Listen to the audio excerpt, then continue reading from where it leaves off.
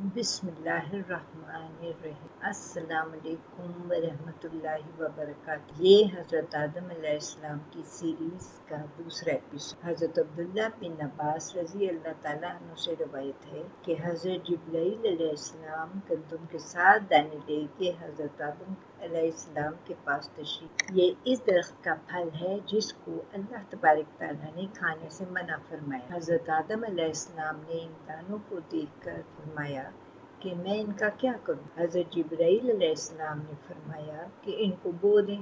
انہوں نے بو دیا۔ اس میں سے ہر ایک دانے کا وزن موجودہ دور کے 1,00,000 دانوں سے زیادہ تھا۔ وہ اگے، پھر انہیں کاٹا گیا، گاہا گیا، اس میں سے دانے نکالے گئے، پھر انہیں پیسا، گوندا اور روٹی پکائی۔ اتنی محنت اور مشقت کے بعد کھانا ملا۔ اللہ تعالیٰ نے جب انہیں جنت اور راحت والی سکون والی جگہ سے نکل کر محنت والی مشقت والی زندگی مہیا کی تو انہیں اپنی غلطی کا احساس ہوا اور وہ اللہ کی طرف متوجہ ہوئے۔ پھر حضرت آدم علیہ السلام نے پروردگار سے کچھ کلمات سیکھے۔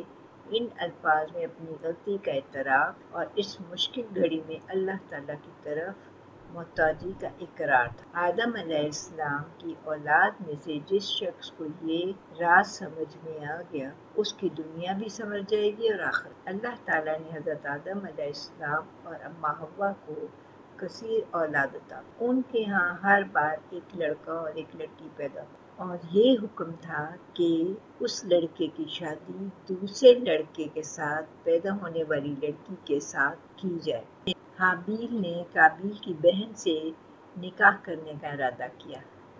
قابیل کی بہن زیادہ خوش شکل تھی، چنانچہ قابیل نے چاہا کہ اس کی شادی حابیل کے بجائے خود اس سے ہو جائے۔ آدم علیہ السلام نے حکم دیا کہ حابیل کو اس سے نکاح کرنے دے تو اس نے انکار کر دیا۔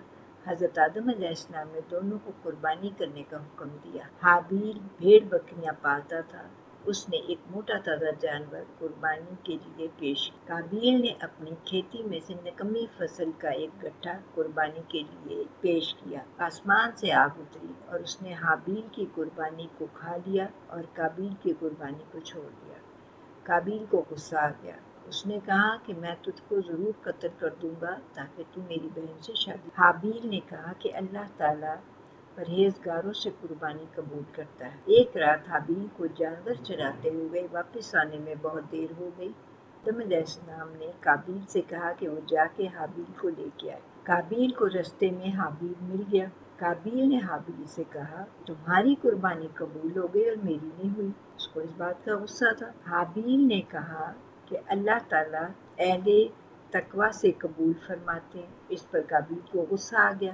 اس کے ہاتھ میں لوہے کی کوئی چیز تھی، اس نے وہ مار کے حابیل کو قتل کر دیا۔ رسول اللہ صلی اللہ علیہ وآلہ وسلم نے فرمایا کہ جب دو مسلمان تلواریں لے کے لڑنے کے لیے ایک دوسرے کے سامنے آتے ہیں پھر جنگ کرتے ہیں تو قاتل اور مقتول دونوں ہی جہنمی ہوتے ہیں۔ صحابہ نے عرض کی اللہ کے رسول صلی اللہ علیہ وآلہ وسلم قاتل ہے، اس لیے سزا کا مستحق ہے، مگر مقتول کا کیا معاملہ ہے؟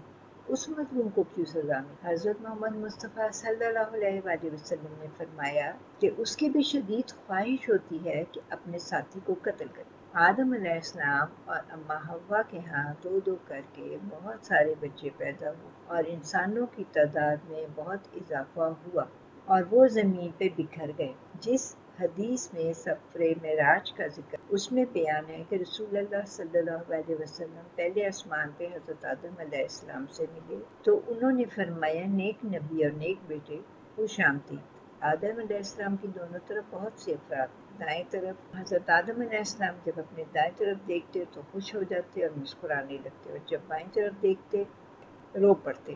حضرت محمد مصطفیٰ صلی اللہ علیہ وآلہ وسلم نے حضرت جبرائیل علیہ السلام سے پوچھا کہ یہ کیا معاملہ ہے؟ انہوں نے فرمایا یہ آدم ہے اور ان کے دائیں جانب ان کی اولاد کی روحیں ہیں، جب وہ دائیں طرف جنتی روحوں کو دیکھتے ہیں تو وہ خوش ہو جاتے ہیں اور مسکرانے لگتے ہیں اور جب وہ بائیں جانب جہنمی روحوں کو دیکھتے ہیں تو وہ رو پڑتے ہیں۔ اس حدیث میں یہ بھی ہے کہ رسول اللہ صلی اللہ علیہ وسلم نے فرمایا، میں یوسف علیہ السلام کے پاس سے گزرا تھا، میں نے دیکھا کہ انہیں آدھا حسن و جمال عطا ہوا ہے۔ اس کی وضاحت بہت سے علماء نے اس طرح کی ہے کہ حضرت آدم علیہ السلام کو اللہ تبارک تعالیٰ نے خود اپنے دست مبارک سے تخلیق فرمایا اور ان میں روح ڈالی۔ اللہ تعالیٰ اس اہتمام کے ساتھ جسے پیدا کرتے ہیں وہ بہترین اور سب سے خوبصورت ہی ہو سکتا ہے۔ حضرت آدم علیہ السلام جب فوت ہوئے تو یہ جمعے کا دن فرشتے اللہ کے پاس سے جنت کی خوشبو اور جنت کا کفن لے کر آئے اور ان کے بیٹے اور خلیفہ شیش سے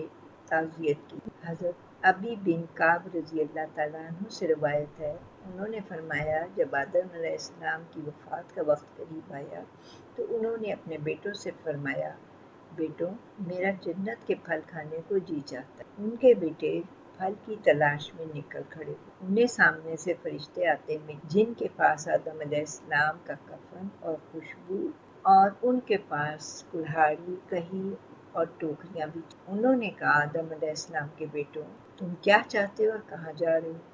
انہوں نے کہا، ہمارے والد بیمار ہیں اور وہ جنت کا میوہ کھانے کی خواہش رکھتے۔ فرشتوں نے کہا، واپس چلے جاؤ، تمہارے والد تو فوت ہونے والے ہیں۔ فرشتے جب آدم علیہ السلام کی روح قبض کرنے کے لیے آئے تو اماں حوا نے انہیں دیکھ کے پہچان لی، وہ حضرت آدم علیہ السلام کے ساتھ چمٹ گئی۔ آدم علیہ السلام نے فرمایا، مجھ سے الگ ہو جاؤ، مجھے میرے رب کے فرشتوں کے ساتھ رہنے دو۔ فرشتوں نے ان کی روح قبض کی، غسل دیا، کفن پہنایا، خوشبو لگائی، آپ کی قبر کو دی اور لحد تیار کی۔ پھر انہوں نے آدم علیہ السلام کی نماز جنازہ ادا کی، پھر ان کو قبر میں رکھ کر اوپر سے مٹی ڈال دی۔ پھر انہوں نے کہا، آدم کے بیٹوں تمہارے لیے یہی طریقہ ہے